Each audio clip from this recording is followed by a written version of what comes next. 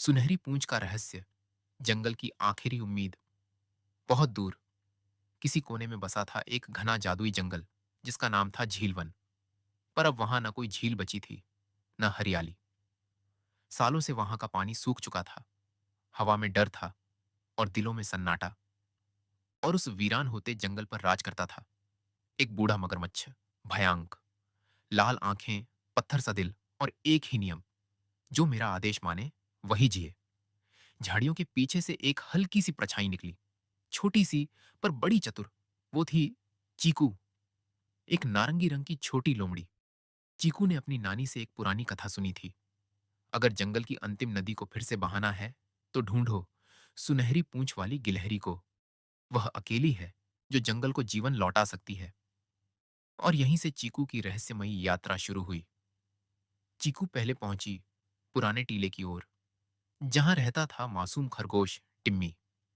टिम्मी ने कहा, मैंने बचपन में सुनहरी पूंछ को देखा था, लेकिन वो अब भूतिया गुफा में कैद है।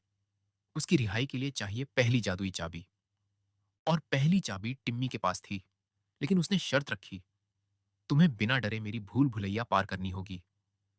चीकू दौड़ी, छुपी, कूदती रही, और जैसे ही समय खत्म होने वाला था, उसने अंतिम दरवाजा खोला और मिल गई पहली चाबी। टिम्मी मुस्कुराया, तुम ही हो जंगल की उम्मीद। अब चीकू पहुंची भूतिया गुफा की ओर। वहां मिला एक रहस्यमयी उल्लू, घुर्रू, गुफा का रक्षक।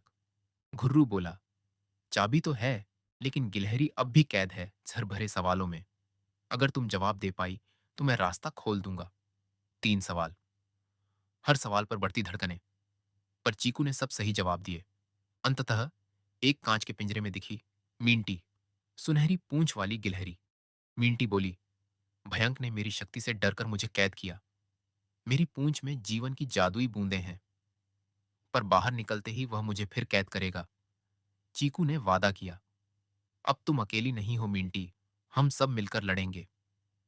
रास्ते में चीकू और मींटी को रोकते हैं गुर्राहटें, 5 भेड़ियों का खतरनाक झुंड। पर चीकू ने अपनी चालाकी और मींटी ने अपनी रोशनी से उन्हें चकमा दिया। एक दलदल, जहां रहते थे जहरीले मेंढक।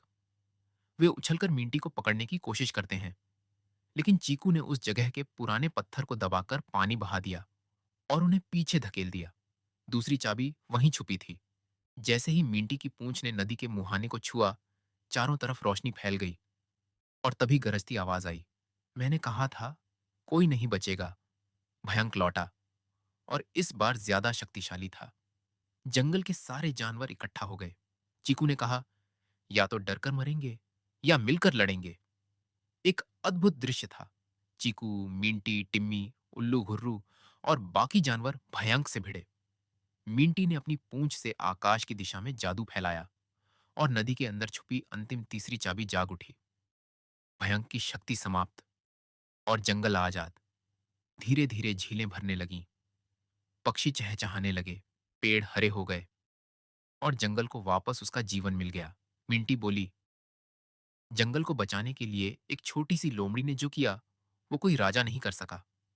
अब चीकू जंगल की नेता नहीं, वो बनी प्रेरणा की पहचान। कहानी खत्म नहीं हुई। ये तो बस एक शुरुआत है, उस युग की, जब नन्हे भी बड़े फैसले लेते हैं। अगर आपको ये कहानी पसंद आई हो, तो इसे जरूर शेयर करें, ताकि हर बच्चा, हर इंसान ये समझ सके। डर से नहीं, हिम्मत और दोस्ती से जंगल और जिंदगी दोनों जीती जाती है। वीडियो को लाइक करें, कमेंट में बताएं कि आपका पसंदीदा किरदार कौन था, और सब्सक्राइब करें ऐसे ही जादुई कहानियों के लिए।